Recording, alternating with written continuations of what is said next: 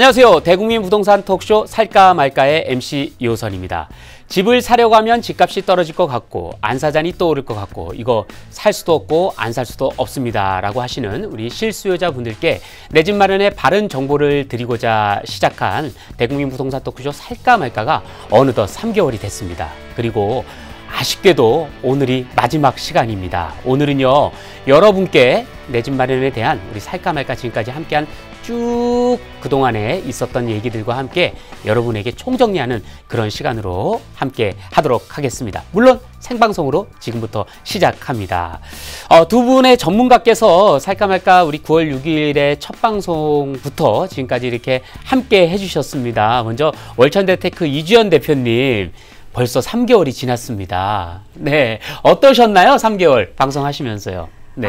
시간이 진짜 빠르네요. 올 가을은 이 살까 말까와 함께 보낸 것 같아요. 네, 맞아요. 저희 파리 대책 터지고 나서 정말 그 긴가민가한 시대에 이 프로그램 만났잖아요. 네. 그래서 이 어려운 시기를 같이 헤쳐나가면서 네. 시청자분들한테 이렇게 길라잡이 역할을 할 수 있는 이제 그런 역할이 주어져서 참 뿌듯하고 개인적으로 행복했습니다.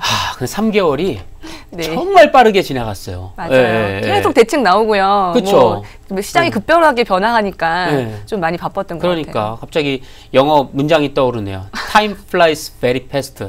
네. 아니 근데 이주연 대표님은 처음 네. 3개월 전에 시작할 때보다 네. 지금 더 젊어지고 또 아름다워지셨어요.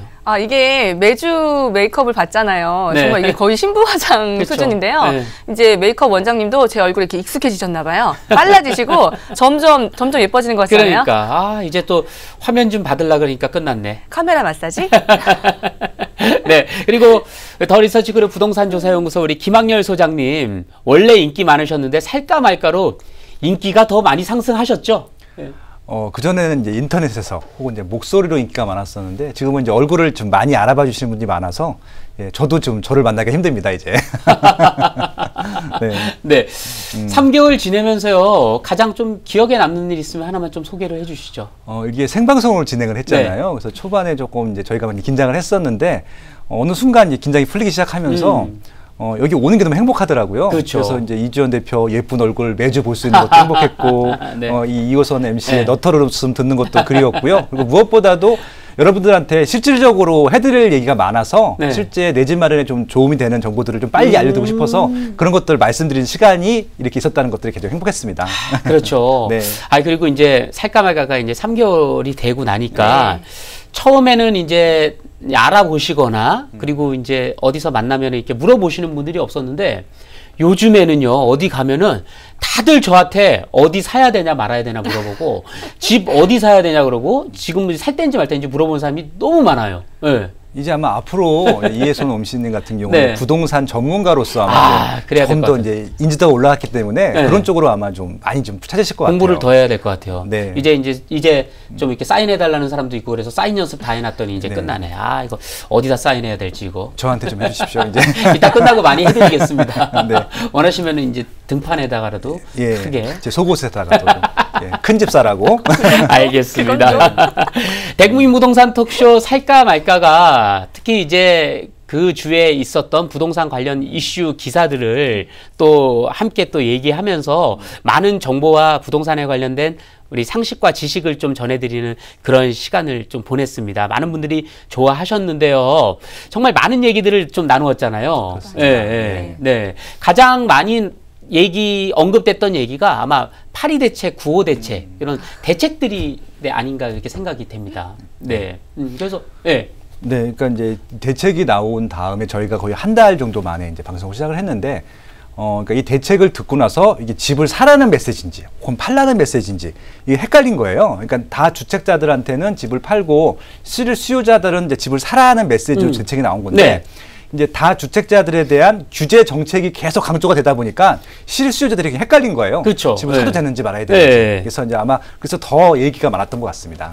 그래서 지금 이제 김학렬 소장님 말씀대로 원래 이제 그 8.2 대책의 의도는 정부에서 발표한 거는 그러니까 다주택자들은 집을 좀 팔고 그리고 이제 사는 거 자제하고 실수요자분들은 좀 이렇게 좀 쉽게 사게 해라. 네. 이런 의도였는 게 맞잖아요. 그렇죠? 그렇죠. 예. 그런데 최근에 이제 저희 이제 살까 말까 부동산 고민 상담소 보고 집을 살려고 하시는 분들이 게시판에 댓글로 그런 얘기를 해요. 진짜 살려고 갔더니 대출이 안 나와서 못 사겠다. 네. 그러면 정부의 의도하고는 좀 다르게 가는 거 아닐까요? 예. 그러니까 이게 아마 이제 정부에서는 일단은 수요 대비 공급이 좀 적으니까 당장 이제 수요층을 좀 제거하려는 게 먼저 우선적인 목적이었던 것 같아요. 그래서 네. 아마 실수요자들이 살 수 있는 환경을 만드는 것보다는 일단 다주택자들, 투자 수요층을 좀 줄이는 방향으로 아마 정책을 좀 강화했던 것 같고요. 네. 이제 조금은 이제 다주택자들이 많이 빠졌기 때문에 이제 실수요자들이 실질적으로 매수를 할 수 있는 방법으로 그런 시장으로 이끌려는 정책들이 계속 펼쳐질 것 같습니다. 그렇죠. 그러면 대출이 좀 풀릴까요? 대출을 풀기는 좀 어려울 네. 것 같고요. 이제 뭐 대출 대신 뭐 전세 자금이라든가 이제 오늘 또 발표된 자료들을 보면요, 이제 그러니까 청년층한테도 이제 전세 자금 대출을 좀 풀어준다든가 이런 부양책은 좀 쓸 것 같지만 그 주택을 구매하는 데 있어서 가계 그 대출을 좀 더 확대하는 건 좀 어렵지 않을까 생각됩니다. 지금 가계 부채율이 굉장히 높아요. 그래요? 네. 근데 기업 대출이 더 높다는 얘기도 있던데 신문 보니까. 그래서 그 임대사업자들 같은 경우는 네. 사업자 대출이라는 거 있어요. 그것도 네. 이제 그 사업자 대출은 가계 주택담보대출하고는 다른 건데요. 네. 그것도 조금 이제 손볼 예정이라고 합니다. 그렇죠. 네, 오늘 아마 주거적 복지 로드맵이 발표가 됐는데 예. 일단 공공주택 분야에서 100만 원을 공급하겠다라고 공약을 했어요. 100만 호요? 예, 예. 그렇게 되면은 아마 이제 조금 대출을 덜 받고서라도 젊은 층들이 주거를 좀 매수하거나 실제 거주할 주택들을 마련하는 데는 좀 큰 도움이 될 것 같아요. 이 100만 호는 서울 시내는 아니겠죠, 물론? 아마 서울시를 다 포함한 건데요. 대부분은 예. 아마 경기도권이 대부분일 것 같고요. 그리고 부산 쪽 이런 지역 일부. 그러니까 지금 수요가 많이 몰려 있는 지역 위주로 진행을 하는데 실질적으로 도심은 아니고요. 그렇죠. 아마 외곽에 아마 그린벨트 그린벨트? 같은 그런 좀 미개발지를 푸는 방향으로 아마 진행이 될 것 같습니다. 빨리 좀 이런 정책도 좀 많이 나와서 실질적으로 이게 집 때문에 걱정하시는 많은 분들께서 실질적인 좀 도움이 됐으면 좋겠습니다. 이렇게 뭐 막 자꾸 이런 이제 언론 이렇게 긍정적인 기사가 나와도 이렇게 본인들이 체감하지 못하면 안 되잖아요. 그렇죠? 맞아요. 그 주택 구매라는 것은 기본이 뭐냐면 주택이 상승하겠다는 그 기대감이 없으면 사실 주택 구매하기가 쉽지가 않아요. 그러니까 지금 같은 시기는 정말 사야 될지 말아야 될지 너무 고민되는 시기죠. 근데 한 가지 확실한 것은 그 주택 가격이 굉장히 침체되어 있으면요, 정부에서는 부양 정책을 쓰게 되고요. 이렇게 주택 가격이 좀 상승을 하고 있다. 그러면 이제 억제하는 규제책을 쓰게 돼 있거든요. 여기서 이제 저희가 좀 힌트를 얻을 수는 있죠. 아, 그래요? 네, 지금 어쨌든 규제를 계속하고 있잖아요. 네. 이거는 주택이 지금 상승은 하고 있는 과정 중에 있다. 그래서 이제 수요를 좀 억제하고자 한다. 그런 노력을 정부가 하는 것이다라는 이제 핵심 포인트를 짚을 수 있습니다. 아, 그렇게 짚으면 될까요? 네. 그리고 이제 일단 정부가 공공주택 100만 원을 내석은 하겠지만 이게 내일 당장 공급되는 게 아니기 때문에 네. 최소한 5년, 10년 동안 공급될 양들이거든요. 그래서 또 너무 많이 기다리시지 마시고요. 네. 꼭 필요한 입지, 필요한 주택이라고 하면은 이제 바로 좀 적극적으로 움직이시는 것들을 저는 오히려 추천드립니다. 아, 근데 대출이 너무 안 나온대. 네, 저도 은행에 물어봤더니 네. 대출이 쉽지 않아요. 그래서 살려고 해도 이제 대출이 안 되니까 네. 현금이 없으니까 네네. 그렇게 해서 좀 걱정하시는 분들이 좀 많은 것 같더라고요. 그래서 지금 다 주택자들 같은 경우는 대출 규제가 들어간 게 맞고요. 네. 근데 지금 무주택자들 같은 경우는 거의 이렇게 줄어들진 않았어요. 아, 그래요? 그래서 조금 네. 더 적극적으로 알아보신다고 하면은 대출 있을 것 같아요. 네. 그러니까 네. 이제 은행 그 대출 담당하시는 분하고 얘기하는 중에 똑같은 집이 있어요. 한 집이. 네네. 한 집이 있는데 그 집을 가지고 이제 대출을 받는데 그 세입자, 전세를 받는 사람이 집주인보다 더 많이 더 많이 나와요. 금액이. 그쵸. 그건 좀 이상한 것 같아요. 아니, 왜냐면 이게 본인 집인데 예. 본인보다 자기 집에 새 사는 사람한테 대출을 더 많이 해준다. 그것도 조금 저는 좀 이해가 안 갔어요. 이게 네. 논리가 주택담보대출은 LTV, DTI 적용해서 주택담보가치 대비 한 50% 전후 나오는 거고요. 전세 자금 대출은 거의 80%까지 나오기 때문에 전세가율이 높은 아파트 같은 경우는 당연히 더 대출이 더 많이 나오죠. 그러니까. 네. 야, 그러니까 뭐 결혼하신 분은 와이프를 세입자로 두면 안 될까? 그건 네, 그건 안 가족이기 돼. 때문에 가족은 안 돼요? 좀 힘들 것 같고 가족관계 굉장히 증명서사 좀 위험한 되기 발언을 때문에 하신 겁니다. 그냥 지금 딱 생각나서 물어본 거예요. 네. 네. 네. 그렇게 가정은 안 편법으로 되는구나. 하시는 네. 분들이 있는데 있어요? 아마 오. 이제 바로 단속이 될 것 같고요. 네. 아무튼 정상적인 방법으로 대출을 좀 많이 받는 방법을 찾아보시면 좋을 것 같고요. 일단 뭐 은행 대출도 있고요. 네. 직장에서도 대출을 나오는 것들도 있을 것 같고요. 좀 부족하게 되면 신용 대출도 활용하시면 좋을 것 같고요. 정 부족하시면 부모님께 좀 손을 좀 벌리시는 것도 하나의 방법이라고 생각을 합니다. 네. 네. 그런데 지금 대출 규제가 많이 됐다고 예. 하잖아요. 근데 정부에서는 그렇게 가이드라인을 잡은 이유가 있는 것이 그 서울의 신규 매수자를 기준으로 했을 때 보통 그 LTV라고 하죠. 주택담보대출 비율이 50% 정도라는 통계가 있대요. 그러면 주택 가격의 절반 이하 정도만 대출을 끼고 보통들은 구매를 하신다는 얘기거든요. 네. 그러니까 이제 지금 나라에서 해놓은 그 대책은 70%였던 것을 쫙 줄여서 이제 50% 이하로 줄여놨잖아요. 실수요자는 50, 뭐 40, 30 이렇게. 그런 것들이 이제 다 고려를 해서 나온 것 같고요. 조금 무리해서 주택을 마련하고자 했었던 그 수요들이 좀 이렇게 발이 묶인 거죠. 그렇죠. 그러면 이제 대출을 받으려고 하면은 이제 은행이나 그리고 뭐 이렇게 대출 상담사 분들이나 이런 분들 좀 여러분들 만나갖고 좀 얘기하다 보면 방법이 또 있겠네요. 그렇죠. 네. 이제 그 대출 전문가가 은행에도 없어요. 아, 그래요? 왜냐하면 이제 어디 있어요? 그 입장에 대봐야 알기 때문에 자꾸 여러분들 만나보고 예. 그러니까 이쪽에서 들은 정보를 이쪽 은행에 알려주게 되면 그런 게 있었냐 그러면서 찾아주기도 하고 그런 경우가 많거든요. 그래서 좀 그런 전문가들을 많이 만나보시는 것들은 도움이 될 것 같고요. 네. 요즘은 블로그나든지 인터넷에 그런 정보들이 많이 있기 때문에 다 무료 정보거든요. 적극적으로 좀 구하신다고 하면은 굉장히 좀 도움이 되는 정보들을 많이 얻으실 수 있어요. 네, 알겠습니다. 오늘 저희 시즌 1 마무리 방송이니까 꿀팁 하나 드릴까요? 그 대출에 대해서 주택담보대출을 지실 때 대부분은 그 주거래 은행이 가장 쌀 거라고 생각을 하세요. 그래서 그쪽을 많이 알아보시는데 사실 실제로 대출을 많이 알아보면 그렇지 않거든요. 물건에 따라 다르지만 빌라냐 아파트냐에 따라서 다르고요. 빌라 같은 경우는 감정가를 잘 주는 기관에서 받는 것이 좋고요. 그것은 해당 부동산이 가장 잘 알고 있습니다. 그다음에 아파트 같은 경우도요. 대출 전문 상담사라는 분들이 계세요. 전문 직업이고요. 은행이 여러 가지 그 은행을 다 상품들을 취급하세요. 이분들은 상품을 다양하게 취급하시기 때문에 이율도 굉장히 잘 맞추시고 그때그때 맞는 상품도 잘 찾아내시거든요. 그래서 은행 창구에 가서 대출 직원하고 상담하시는 것보다 이런 전문 상담사 분들을 통해서 상담하는 것도 이율을 좀 아낄 수 있는 방법 중에 하나예요. 네. 네.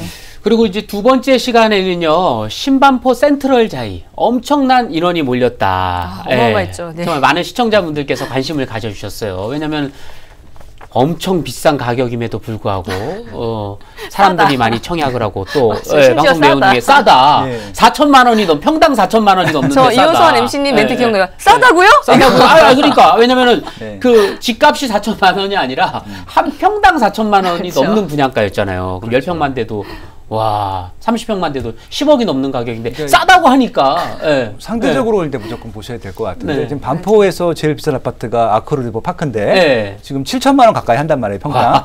그거에 비해서는 3천만 원 정도 싼 거니까 싼 거죠. 비교해서 그렇죠.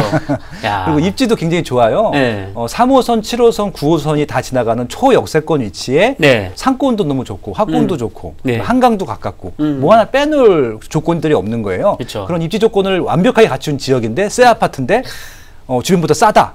로또 아파트인 거죠. 아, 로또인데? 사는 순간 2억에서 5억 정도가 세이브되는 아파트였던 근데 거예요. 이제 문제는 뭐 저를 포함한 이제 시청자분들께서 청약을 할 형편이 안 된다. 더 비싸서. 그렇죠. 그렇죠. 계약금 넣으실 분부터 문제가 생기기 시작하죠. 그러니까. 그래서 이게 그 파리 대책 직후에 나왔던 이제 분양 물건이었기 때문에 분양 단지였죠. 그래서 어떤 얘기가 나냐면 실수요자가 이렇게 많구나를 증명했다. 그래서 좀 약간 좀 실수요자분들한테 이렇게 불을 지핀 그런 단지 중에 하나였어요. 청약 경쟁률이 어마어마했잖아요. 평균 168대 1. 그다음에 5구시 같은 경우는 510대 1. 이건 이제 세대수가 적어서. 저는 그때 느꼈어요. 사실 속으로 야 세상에는 돈 많은 부자들이 이렇게 많구나. 노력해야 되겠구나. 부럽다. 또 그분들은 자기들이 부자라고 생각을 안 하세요. 아 그래요? 이게 또 이제 강남구가 있고 서초구가 있잖아요. 서초구예요.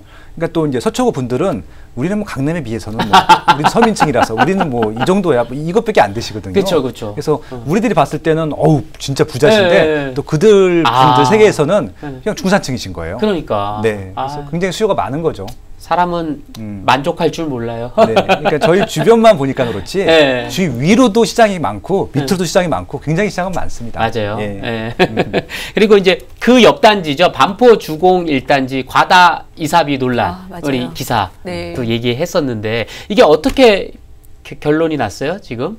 네, 그 현대건설이 수주를 했고요. 아 결국에는 GS랑 현대건설이랑 열심히 예, 맞아요. 했었는데 결국은 현대건설이 가져갔고 저희가 예상한 대로 됐어요. 예. 왜냐하면 이사비 7천만 원이라는 그런 항목이 굉장히 임팩트가 셌던 거예요. 마케팅을 잘한 거죠. 네, 그렇죠. 그리고 요 다음 회차 때 네. 예, 이 내용은 저는 좀 충격이었어요. 서울의 대단지 아파트가 6억이 안 되는 게 3곳뿐이 없다. 기사. 예. 충격이었어요. 그렇게 서울이 비싼가요? 그러니까 저희가 알게 모르게 네. 서울 집값이 계속 올라왔다라고 했던 것 같습니다. 네. 그러니까 서울의 지금 평균 아파트 시세가 평당 2천만 원이에요. 네. 그러면 34평 기준으로 6억 8천만 원이라는 얘기인데 오. 이게 이제 새 아파트, 헌 아파트 다 합친 평균이거든요. 그렇기 때문에 새 아파트는 훨씬 더 비싼 거고요. 그렇기 때문에 새 아파트인데 또 대단지인데 6억이 안 된다? 굉장히 희귀 상품이고 네. 그 가격만으로도 분명히 메리트가 있는 것들이죠. 네, 그래서 그때 처방을 어떻게 해주셨죠? 그때 처방을 이제 그 실수요자분들 중에서 가격이 많이 오른 단지들이 보통 평균 33평 기준으로 8억에서 지금 10억 정도 하는데 그 방송한 저희 한 달 사이에 또 올랐어요. 새 그래요? 아파트들이 한 1억 정도 지금 또. 아이고. 제가 어저께도 시세 조사를 또 했는데 네. 가격이 또 조금씩 상승을 해서 네, 하여튼 그래서 그때는 그런 아파트들이 새 아파트가 오르면 새 아파트가 껑충 오르긴 하지만 네. 그 주변에 있는 아파트도 이제 저희가 이제 갭매우기라는 단어를 써서 가격을 좁힌다. 그러니까 그 주변에 그래도 살기가 좋은 입지가 있는 구축 아파트도 눈여겨 보셔라. 근데 되도록이면 10년 차라든가 15년 차 이렇게 연식이 좀 짧을수록 좋다. 이제 그런 조언을 해드렸었죠. 근데 이게 전국적인 현상이 아니고요. 맞아요. 저희가 말씀드리는 지역들은 되게 한정된 지역이에요. 맞아요. 서울에서도 네. 특히 인기 있는 지역들만 말씀을 드리는 것들이고요. 지금 시세가 안 오르거나 빠지거나 아니면 미분양이 적재되고 있거나 이런 지역들이 굉장히 많습니다. 네. 그래서 이게 전국이 다 그러니 하고 접근하시면 안 될 것 같고요. 이번 대책도 서울 수도권 위주로 좀 대책이 나온 것들이기 때문에 네. 지방 같은 경우는 오히려 실거주로 접근하신다고 하면 기회가 훨씬 많을 것 같고요. 가격도 굉장히 저렴합니다. 아직까지는. 그래서 좀 선택의 폭이 있다. 네, 그런 말씀을 드립니다. 아니 오르는 아파트하고 네. 떨어지는 아파트하고 안 오르는 아파트하고는 뭔가 차이가 있을 것 같은데. 예. 일단은 입지가 제일 중요하고요. 부동산은 이제 입지 가치가 있고 상품 가치가 있을 텐데 입지 가치가 제일 중요하다고 봅니다. 근데 이제 대부분의 분들은 상품 가치만 보세요. 상품 가치라는 거는 이제 새 아파트인 거죠. 브랜드고. 예, 그렇죠. 근데 더 중요한 것은 입지 가치거든요. 그래서 이 입지가 과연 입지 가치가 꾸준히 유지될 지역인지 아니면 입지 가치가 올라갈 지역인지를 판단한다고 하면은 조금 더 선택의 폭이 넓어질 수 있을 것 같고요. 상품 가치만 보게 되면은 입주할 땐 좋지만 가격이 안 오를 수 있습니다. 예, 그래서 그런 부분은 조심하셔야 될 것 같아요. 입지라는 거는 그 땅 얘기하는 거죠? 네, 네, 그 맞아요. 아파트를 짓는 땅. 네, 아파트는요, 기존에 있었던 땅이 이렇게 지어지기 때문에 그 안에 있는 인프라가 그 입지를 좌우하는데요. 일단 제가 가장 중요한 것이 김 소장님이 항상 강조하시는 일자리고요. 일자리를 가장 빨리 왔다 갔다 할 수 있는 거리에 그 교통망이 닿는 곳. 그다음에 거기서 이제 좀 생활 편의시설이 좋은 곳, 이제 주거 환경이 좋은, 만약 교육이라든가 아니면 백화점이라든가 이제 그런 것들까지 고려했을 때 그게 입지가 좋다고 얘기를 하죠. 그렇죠. 입지가 좋으면은 아파트가 조금 이제 낡아도, 그리고 이제 평수가 좀 작아도 가격은 계속 상승하는 것 같아요. 근데 그렇죠. 지난번에 이제 기사 이렇게 소개한 것 중에 이 몸값 치솟는 초소형 아파트, 5구제곱미터보다 훨씬 작은 아파트인데도 가격이 자꾸 오른다. 네, 그런 아파트들은 입지가 좋은데 위치하기 때문에 가격이 오르는 거 그러니까 같아요. 최근 그렇죠? 5년 동안 가장 많이 오른 아파트들을 뽑아봤는데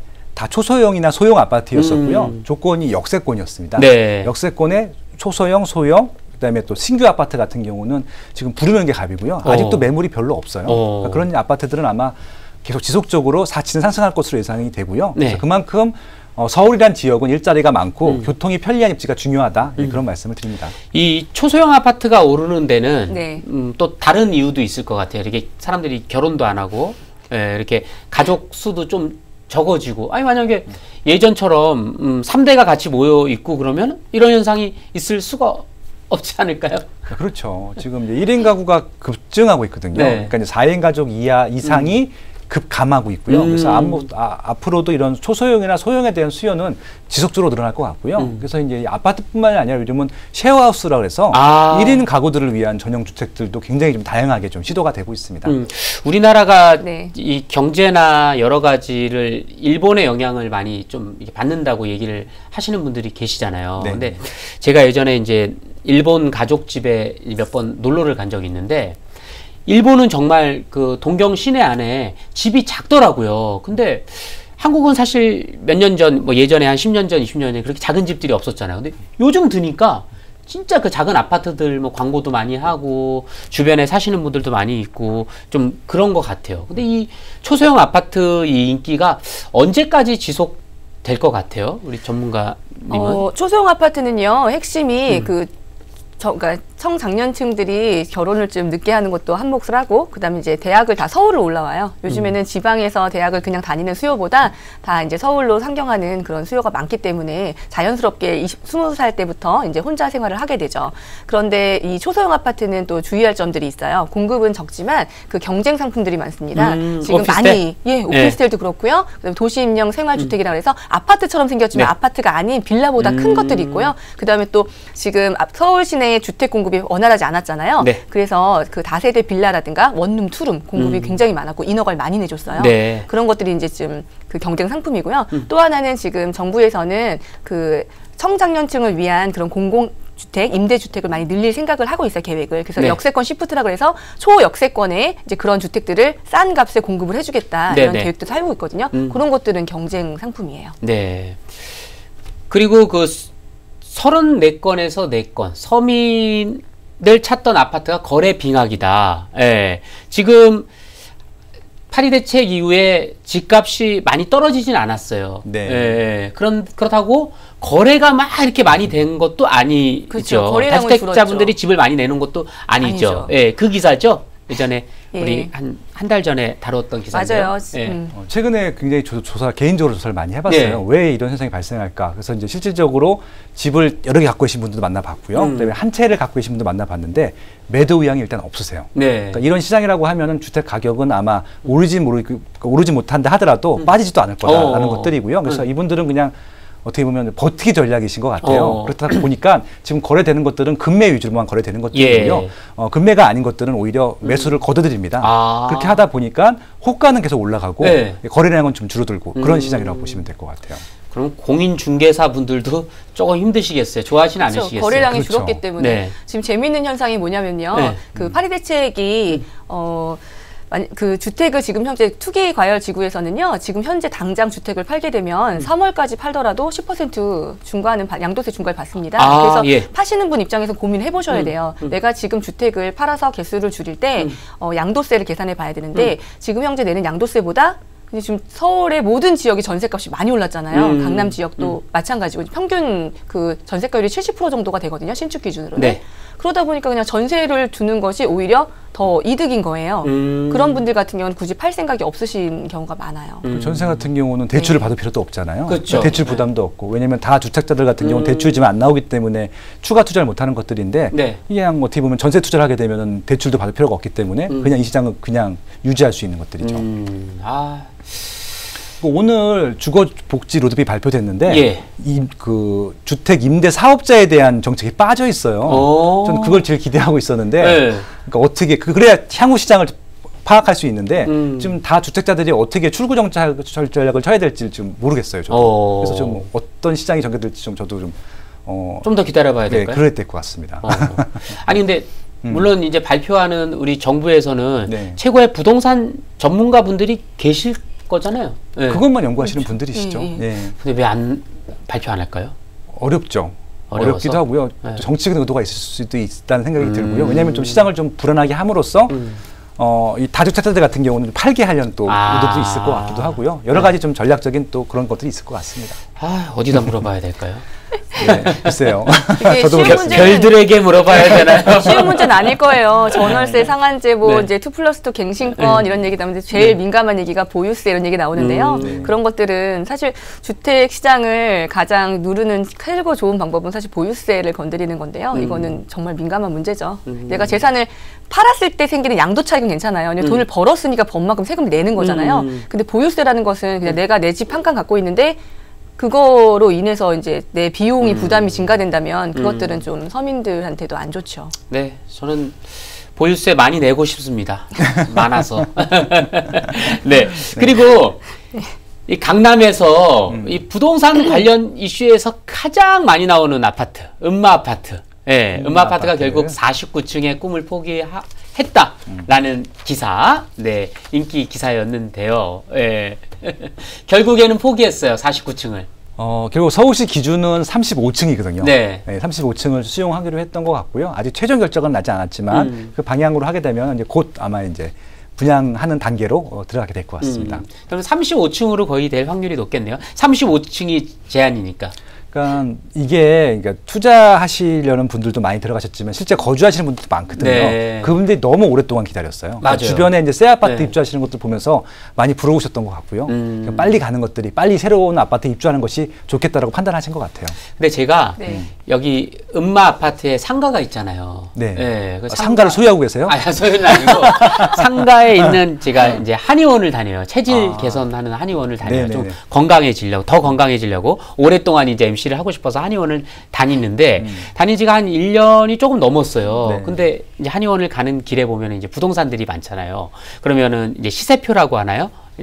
매물표가 이렇게 있어요. 뭐 32평 뭐 네. 얼마, 그쵸. 전세 얼마 네. 이런 게 이제 붙어 있는데 한 1년 전, 2년 전보다 지금 이제 35층으로 가고 49층 꿈을 포기했으면은 집값이 떨어질 줄 알았는데 그때랑 지금이 훨씬 더 올랐어요. 지금이 훨씬 올랐어요. 그때보다도. 네네. 예, 예.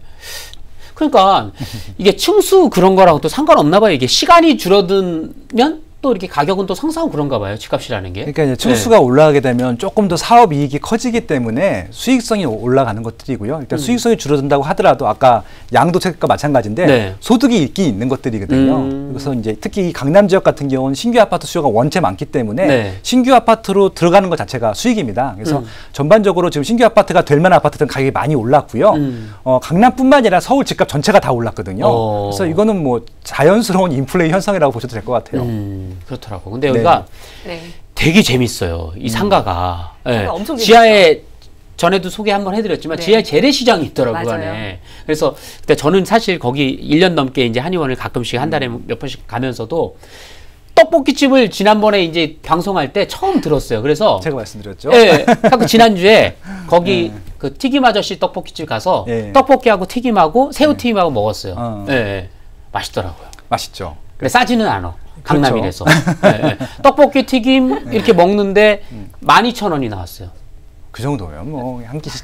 그러니까 네. 예, 평소에 이제 생각하는 이제 분식점보다는 좀 비싼데 맛은 있더라고요. 또 그 앞에 그 네. 뻥튀기에다가 아이스크림을 넣어주는 거였어요. 그래도 뒤풀이로, 그러니까 그렇죠. 디저트로 네. 깔끔하게 또 입가심도 되고 좋습니다. 그러니까 네. 그리고 한 5년 만에 수제비 처음 먹어봤어요. 아, 거기 거기요? 상가 항상 줄이 지하에 길어서 가서. 예, 어쩔 예. 수가 없죠. 맞습니다. 예, 갈 제일 때마다 인기 줄이 집이에요, 길고. 거기가. 예. 또 먹으려면 일찍 가야 돼요. 점심시간 전에. 아니 점심하고 저녁 사이에 가서 3시 반에. 아. 예. 그 집이 또 이렇게 전집도 있어요. 그 제사 음식 만드는데 그 집도 굉장히 인기가 많고 떡집도 인기가 많고 그 상가가 보통 상가가 아닙니다. 아니, 그러니까 없는 물건이 없어요. 맞아요. 백화점, 예. 백화점. 뭐 다 있어. 저도 네. 어저께 대치동 조사하러 갔었거든요. 네. 그래서 이제 그 학원가도 조사를 좀 하고 다시 이제 입시 환경도 변화하고 있기 때문에 요즘에 또 저희가 방송에서 계속 초기 재건축이 굉장히 많이 올랐고 강남권 일대가 중대형이 지금 거래가 좀 일어나고 있다. 그래서 궁금해서 가봤는데요. 네. 음마 아파트에 대한 되게 재밌는 얘기를 들었어요. 이건 사실은 확실한 얘기인지 모르겠고 이제 와서 이렇게 브리핑하는 건설사에서 뭐라고 말씀을 하냐면 그 음마 아파트는 그 택지가 네모 반듯하고 굉장히 넓은 공간을 가지고 있어요. 근데 이제 50층을 못 올렸잖아요. 그러니까 대안이 지하로 될 수 있는 데를 많이 팔아. 법이 허용하는 한 지하로 쫙 파가지고 지하에다 커뮤니티 시설 강남에 없는 그런 초고급 시설을 지하에 다 넣고 지하를 최대 활용하라라고 그렇게 팁을 줬대요. 땅이 크니까. 소장님, 네. 지하는 제한이 없나요? 없죠. 아, 그래요?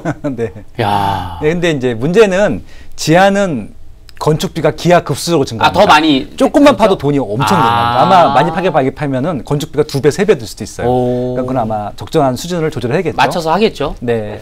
야, 지하에 수영장 있으면 좋겠다. 당연히 그 정도 규모면 수영장이 들어갈 것 있을 같고요. 것 같죠. 예, 수영장뿐만 아니라 사우나, 뭐 찜질방, 스파, 온천, 예, 뭐 기타 등등 실내 체육관 다 들어갈 것 같습니다. 와. 단지가 원체 커요. 원체 커요. 네. 네. 그러면 그 상가에 있는 그 재래시장들은 다 어디로 가요? 아마 상가도 같이 재개발을 해야 될 거, 재건축을 다시 해야 될 것 같고요. 아마 조금 더 깔끔하고 고급스러운 시설을 바꾸겠죠. 그래서 지금은 이제 걸어 다녀야 되는데 이제 상가 내에 에스컬레이터도 생기고 엘리베이터도 생기고 그렇게 되겠죠. 그러면은 우리가 지금 좋아하는 뭐 떡볶이, 수제비 뭐 이런 것들을 계속 좀 만날 수 있을까요? 임대료가 많이 올라갈 거 아니에요? 그렇죠. 기존 네, 이제 네. 지금까지 임대료가 쌌기 때문에 그런 재래 있었다. 시장 붕어빵 이런 거. 물건도 있었는데 상가가 바뀌게 되면 또 그런 것들도 고민해봐야 될 것 같습니다. 좀 아쉽다. 나중에 한 10년 후에 이제 살까 말까 다시 하면서 네. 그때 생각에는 거기에 이런 것도 있었는데 추억의 얘기가 되지 않을까 좀. 지금 40년 정도 얘기가 된 드네요. 그런 재래 아파트들 같은 경우 상가들이 굉장히 좋아요. 반포주공 1단지 상가도 너무 좋거든요. 매주 가는데. 네. 그리고 이제 압구정동 안에 있는 시장 상가도 있고요. 그런 데들은 정말 역사적으로 남겼으면 하는 그런 상가들이 많거든요. 그렇죠. 좀 아쉽긴 합니다. 그러네요.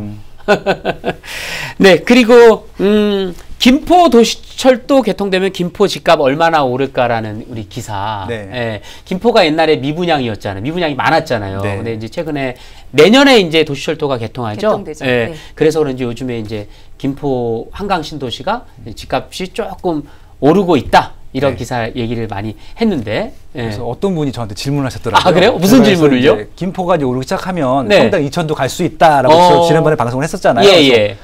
2천까지 안 가게 되면 저한테 책임을 질 거냐요. 뭐라고 하셨어요? 그럴 줄 그럼 알았어요. 2천 넘어가면 저 돈 주실 거냐 그랬죠. 지금은 얼마 전에 이제 다음 달에 분양하는 네. 그 김포 한강 신도시 아파트 예상 분양가를 봤는데 1,000만 원 조금 넘게 분양할 지금은 예정이라고. 1,000만 원대가 네. 넘게 분양을 하고 있고요. 그게 이제 최초에 700만 원대부터 시작을 해서 네. 대부분은 아마 800, 900만 원대 많이 분양을 했고요. 지금 피가 붙은 것들은 1,000만 원이 넘어갔고 그런 시장이라고 보시면 됩니다. 근데 이제 내년에 철도가 들어가게 되면은 이제 이 모든 지역들의 가격들이 좀 천차만별로 달라질 거예요. 그쵸. 네. 지금은 이제 거의 평균으로 한 1,000만 원 조금 미만에서 이렇게 시세가 형성이 되어 있는데 네. 이제 비싸질 지역들은 많이 비싸지고 좀 덜 오르는 지역은 덜 오르고 그래서 아마 크게 이제 안 오른 지역, 비싼 지역이 쫙 분화가 될 겁니다. 지금은 어느 지역이 가장 비싸요? 이 김포 한강 신도시 안에서? 일단은 지금 한강 신도시가 네. 있고 김포 풍무지구가 있고 고촌지구 네네. 세 가지로 나눠져 있는데요. 지금은 아마 풍무지구가 제일 비싸긴 합니다. 왜냐하면 서울이 좀 가깝기 때문에 가까워서. 그리고 이제 새 아파트가 많이 최근에 입주를 했어요. 근데 지금 이제 그 비싸다고 하는 것들이 거의 차이가 안 나요. 평당 뭐 몇십만 원 정도 차이인데 이제 앞으로는 조금 벌어질 수가 있는 것들이고요. 네. 그 기준은 아마 김포 도시철도가 생기는 여기 생기는 역세권 위주로 좀 더 비싸지고 여기서 멀면 멀수록 좀 싸지고 그렇게 될 것 같습니다. 이게 대부분의 신도시들이 다 마찬가지인데요. 신도시 형성 과정이 5년에서 10년이 걸려요. 네. 그러니까 위례 신도시처럼 서울하고 아주 접근성이 강하면서 서울에 딱 붙어 있다. 그러면 이제 거의 5, 6년 만에 인프라가 다 완성이 되고요. 네. 대부분은 10년 정도가 걸려야 이제 제일 처음에는 이제 교통이 딱 오픈이 되면 교통 역세권 중심으로 이제 좋아지고요. 그 다음에는 아이들 키우기 좋은 곳, 이제 학군이 형성되거나 초등학교 학군이 먼저 좋아지고요. 그럼 학원이 들어서게 되죠. 이제 그런 것들을 중심으로 또 이제 거기다 금상첨화로 중학생들이 공부를 잘하기 시작하면 거기가 이제 특화가 되면서 특화단지가 돼요. 대부분 그런 것들은 그 지역 내에서 조금 잘 사는 분들이 많이 사는 곳에 그런 것들이 형성돼요. 지금 예를 들시면 송도라든가 지금 광교도 벌써 움직임이 조짐이 보이죠. 굉장히 빨리 움직이고 있거든요. 그다음 위례는 벌써 이제 분화가 되고 있고요. 예, 이런 것들을 이제 힌트로 삼으시면 김포에서 향후 5년 내지 10년 뒤에는 어디가 가장 비싼 동네가 될지 어디가 비싸게 될 것 같아요? 저는 뭐 지금 찍어주세요. 제일 좋은 운양동 좀 좋게 보고요. 운양동? 네. 운양동 주변에 있는 역이 무슨 역이에요? 혹시? 운양역이었죠. 운양역? 네. 거기 이제 대형 평수들도 좀 많고요. 이미 운양동? 상가들이 지금 그쪽에 밀집을 해 있기 때문에. 근데 아직은 인프라가 약하고 이제 애들 뭐 교육 때문에 가는 그런 도시는 아니에요. 지금 신도시 초기잖아요. 네. 그 좀 그러니까 기다리시면. 네. 뭐 운양동, 장기동, 구례동 요 세 개 지역이 한강 신도시예요. 그 안에서도 지금 거의 비슷했었는데 네. 서울 쪽에 가장 가까운 데가 또 운양동이고요. 그리고 또 이제 임대 아파트가 거긴 또 없어요. 운양동이? 그런 부분들도 아마 좀 프리미엄을 작용할 것 같고요. 상가 쪽은 이제 구례동 쪽에 제일 많은데 또 그런 환경 좋아하시는 분들도 그쪽이 또 있을 수 있을 것 같고요. 다운타운 있고 번화가 예, 그래서 아무튼 구례동인가요? 예, 예. 그래서 아마 그런 역이 생기는 지역들은 다 괜찮을 것 같습니다. 저는 그럼 구례동을 한번 가봐야 될 것 같아요. 왜요? 저는 좀 상가 가까운 게 좋더라고요. 아, 상가는 밥 사 먹기도 좋고. 상가는 서울에 훨씬 많습니다. 네, 서울로 오세요. 알겠습니다. 그러면 될 것 같습니다. 그리고 하남 가밀지구와 과천 지식정보타운 로또 청약 부활되나 이 설레는 단어 로또. 근데 이 하남 가밀지구가 다음 달에 분양을 한다고 하던데 어떻게 청약하실 예정이세요? 전 청약을 못합니다. 아 못해요? 아예 못해요? 전 다주택자이기 때문에요. 예, 지금 주택을 많이 정부 말을 열심히 듣고 있기 때문에 많이 팔고 있고요. 내년 3월까지 많이 팔라고 했기 때문에 예, 저는 줄여야 되는 입장이라서요. 아, 부럽네. 그러니까 하나 저 그냥 싸게 주시죠. 저는 예, 저 시세보다 주택을 가장 잘 파는 방법이 하나가 있어요. 이제 잘 사는 방법은 비싸게 사는 거고요. 그다음에 팔 때 싸게 팔면 금방 나가거든요. 그래서 저는 반값에 시세보다 주시는 거 어때요? 반값 아파트는 안 됩니다. 반값 안 돼요? 네, 저는 그 임대주택은 아니기 때문에 반값은 조금 어렵고요. 그 시세보다 500만 원에서 1000만 원 정도는 낮춰서 예, 내고 해서 이렇게 판매하고 있어요. 알겠습니다. 정부가 또 이렇게 줄이라고 할 땐 또 말을 듣는 것이 좋거든요. 반값은 없구나. 네. 반값은 이제 부부 공동 명의로 하면 반값이 되죠. 아, 그러네. 네. 그 방법이 있네요. 네, 네. 하남 가밀 과천 지식 정보타운. 네. 좋은 지역이죠? 그렇죠. 일단 서울 접근성이 좋고 택지 개발 지구 신도시고요. 무엇보다도 이게 공공주택이기 때문에 주변 시세의 한 80% 정도 수준으로 공급하기 때문에 가격적인 메리트가 가장 커요. 그렇지. 그리고 과천 지식정보타운은 서울하고 엄청 가까운 데잖아요. 지금 과천 재개발 지역이 있고요. 그다음에 또 안양 평촌이 있는데 그 사이거든요. 안양 평촌도 좋은 지역이고 과천도 좋은 지역인데 그 사이에 있는 지역이기 때문에 양쪽의 인프라를 다 이용할 수 있어요. 무엇보다도 또 일자리가 같이 들어오기 때문에 많은 사람들이 관심을 갖고 있고요. 그걸 분양받기 위해서 위장 전입은 모르겠고 이사들을 많이 가고 계십니다. 왜냐면 맞아. 거주 기간이 있거든요.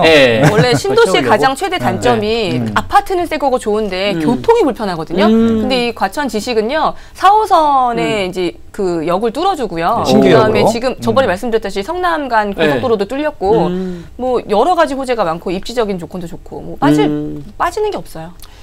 당첨되면은 너무 좋은 지역. 거기 또 아마 당첨되는 순간 2억 정도 시세 차이가 나는 거예요.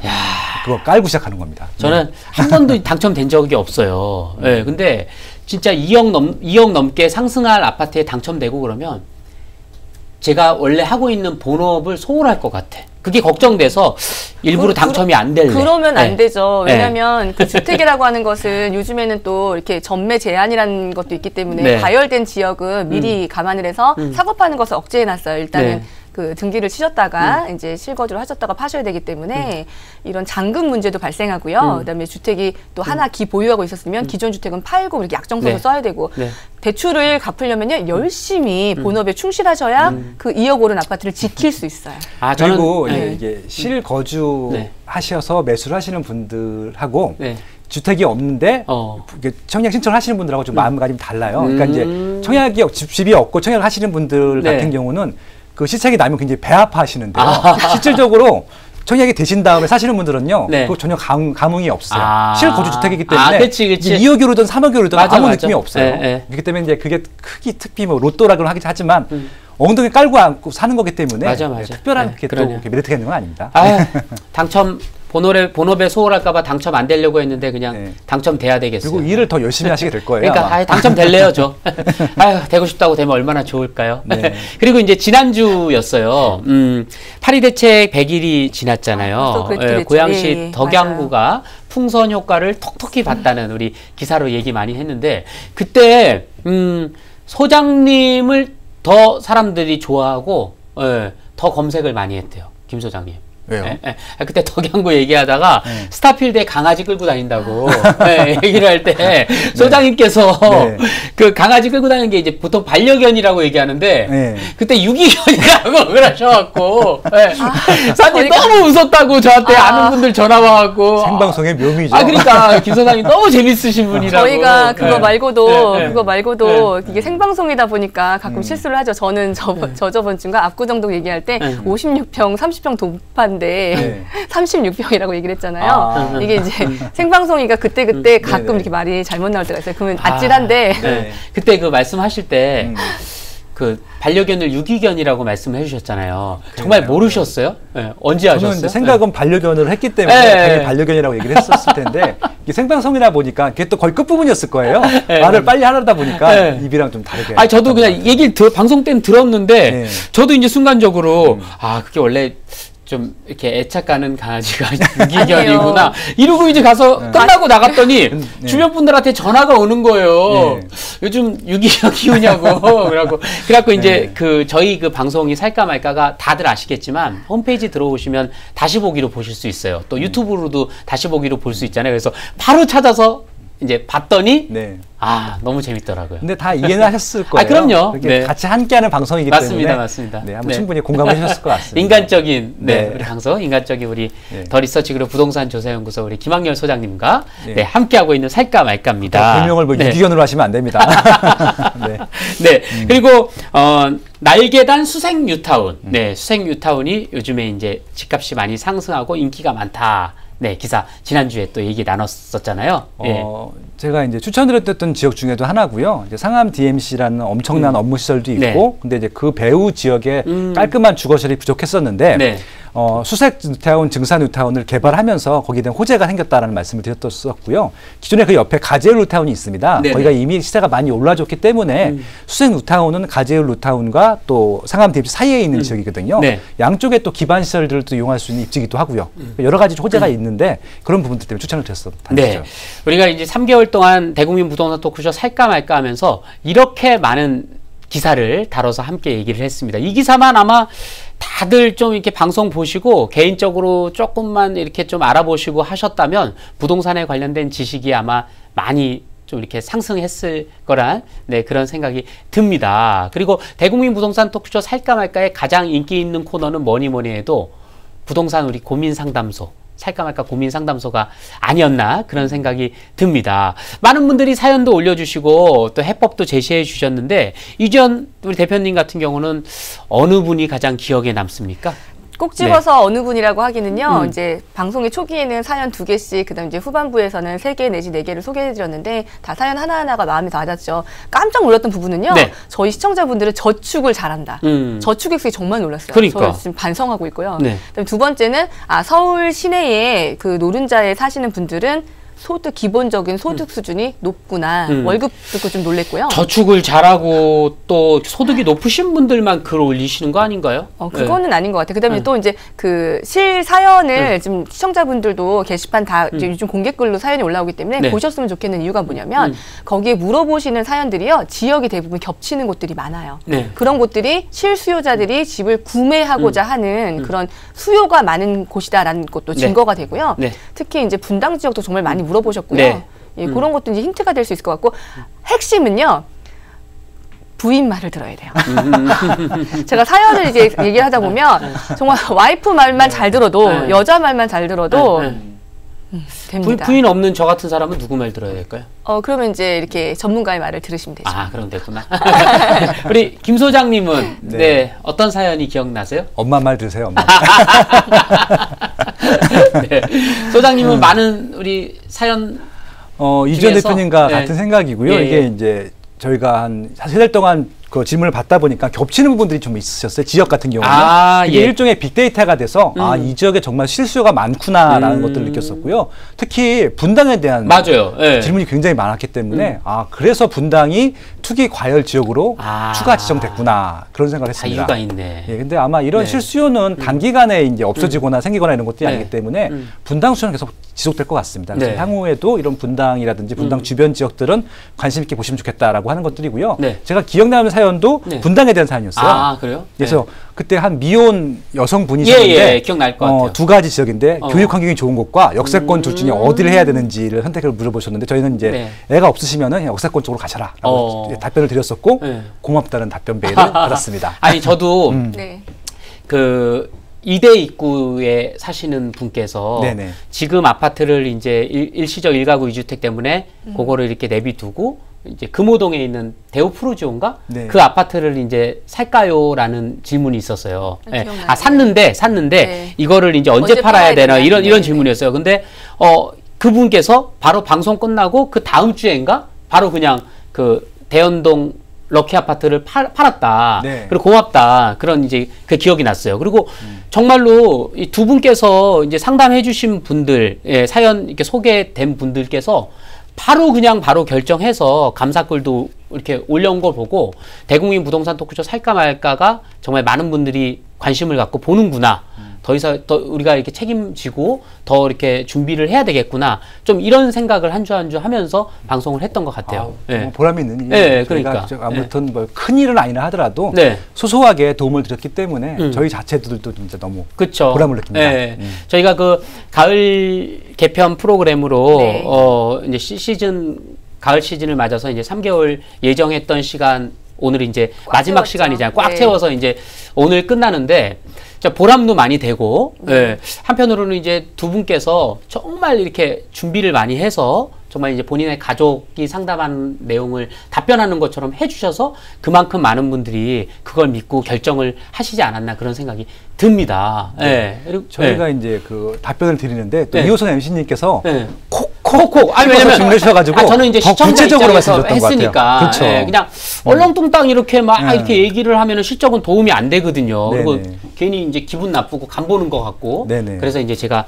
시청자분들을 좀 이렇게 대변한다는 생각으로 이렇게 콕콕 찍어서 얘기를 했는데 또 콕콕 찍어서 답변을 해주셨어요. 네. 예. 네. 아마 그 답변 내용대로 하신 분들은 아마 나중에 후회 안 하시겠죠? 그렇죠. 그렇죠? 저희가 아마 네. 최대한 리스크가 적고 음. 좀 안전한 방법으로 제안을 드린 거기 때문에 그대로 실천하셔도 뭐 그렇죠? 도움이 되실 거라고 생각을 하고 있고요. 네. 아무튼 MC 이호선님 덕분에 저희가 본의 아닌 말들을 많이 했습니다. 그렇죠, 속에 그렇죠. 있는 잘 말들을 많이 소개했죠. 했던 시간이었습니다. 그러니까 뭐 절대로 뭐 저희가 뭐 이렇게 두 분이 얘기하시고 네 먹튀 아닙니다, 여러분. 나중에 예. 아마 잘한 선택이었구나. 네. 이렇게 될 수 있도록 또 심사숙고해서 여러분에게 좀 얘기해드렸다는 점 좀 말씀드리겠습니다. 오늘 이제 또 네. 방송 마무리니까요. 네. 네. 저희가 그 좋은 이야기도 많이 하지만 또 위험성도 항상 강조해드리고 있잖아요. 네. 여러분들이 집을 구매하는 데 있어서 지금 굉장히 고민되시겠지만 그 가장 좋은 건 사실 집값이 떨어지길 원하는 사람은 아무도 없을 거예요. 네. 집이 오를 만한 집, 가격 방어가 될 만한 집을 사는 것이 가장 중요한데요. 이제 시장이 과열되기 전에 샀으면 가장 좋겠죠. 그렇지 않으니까 문제니까 반드시 주변에 호재가 남아 있거나 아니면 그 입지가 정말 사람이 살만하기 정말 충분하게 수요가 많은 곳이구나를 꼭 확인하셨으면 좋겠고요. 그다음에 실수요로 사더라도 이것도 하나의 그 투기까지는 아니지만 이거 정말 투자의 그런 것도 염두를 하셔야 되거든요. 어차피 집을 사면 시장에 참여를 하는 거기 때문에.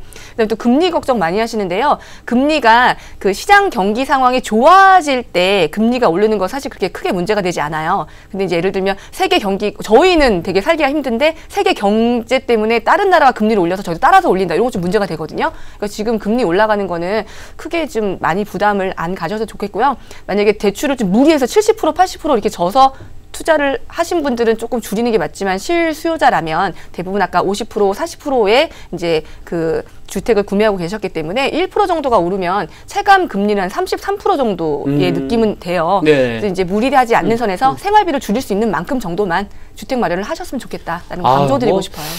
뭐 마지막 시간이라서 그런지 몰라도 우리 이주연 대표님이 막 그냥 물어보지도 않았는데 그냥 할 얘기 다 하시네. 저희 준비해온 거 맨날 그쵸, 3분의 1도 대답 못하고 끝날 그러니까 방송이. 이거 못하면 어떡해. 이거 그냥 이제 시간이 없으니까. 휴대폰 이거 방송 끝나면은 휴대폰으로 찍으셔서 네. 따로 그냥 방송 하셔야 되겠네. 올려요? 그렇죠. 하실 말씀 많이 남았는데 아니, 오늘 끝났어. 매일 밤새서 준비해오라고 하셔가지고 그러니까. 진짜 준비를 많이 해요. 전날밤에. 근데 개인 이제 방송이라도 시간이 하셔야 될 한정돼 것 있기 같아. 때문에 저희가 준비한 거 다 말씀 못 드리거든요. 네, 대국민 부동산 토크쇼 살까 말까 처음 시작할 때 마음으로 질문 하나 하겠습니다. 네, 더 리서치 그룹 부동산 조사 연구소 우리 김학렬 소장님. 네. 집은 사야 되는 겁니까? 말아야 되는 겁니까? 살까요? 말까요? 네. 집은 사야 됩니다. 네. 사야 되는 게 맞고요. 아무리 따져봐도 네. 집을 사지 않는 것보다는 훨씬 더 유리하고 향후 미래 가치적인 측면이나 내 생활적인 측면을 위해서라도 집은 사는 게 맞다라고 생각을 하고 있고요. 아까 이주연 대표님 말씀하신 것처럼 집을 한 채 사더라도 이건 투자거든요.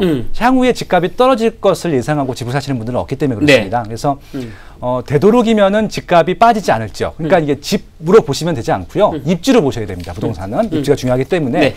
입지 가치가 빠지지 않을 지역으로 선점하신다고 하면은 절대 뭐 어려운 일은 아닐 것 같고요. 미래 가치도 충분히 보장이 된다고 생각을 합니다. 그래서 집은 꼭 사시라라고 말씀을 드리겠습니다. 네, 이주혜 대표님도. 저는 신혼부부 분들한테 한마디 하고 싶은데요. 신혼집을 구매할 때 새 집이나 좋은 집보다 지금 집이 작고 아파트가 아니더라도 좋은 지역에서 스타트를 하시면 좋겠어요. 그러면 그 지역이 내가 사는 생활 기반이 되기 때문에 애를 낳게 되면 이주를 잘 못하거든요. 거기가 계속 생활 기반이 되고 말씀하신 입지가 좋은 곳이 됩니다. 그래서 반드시 지금 새 집과 큰 집 이런 것보다는 좀 좋은 지역에서 신혼생활을 하시면 좋겠다라는 제안을 드리고 싶습니다. 네, 여러분 대국민 부동산 톡쇼 살까 말까 3개월 동안 함께한 시간 아쉽지만 여기서 이제 문을 닫아야 될 것 같습니다. 처음 시작할 때의 마음처럼 방송을 보시는 모든 시청자분들, 대한민국 국민 모두가 두 다리 쭉 뻗고 편안하게 잘 수 있는 내 집 마련을 꼭 마련하기를 기원하는 마음으로 함께했습니다. 여러분 그 바람이 꼭 이루어지기를 바라면서 대국민 부동산 톡쇼 살까 말까 저희는 이만 인사드리도록 하겠습니다. 여러분 감사합니다.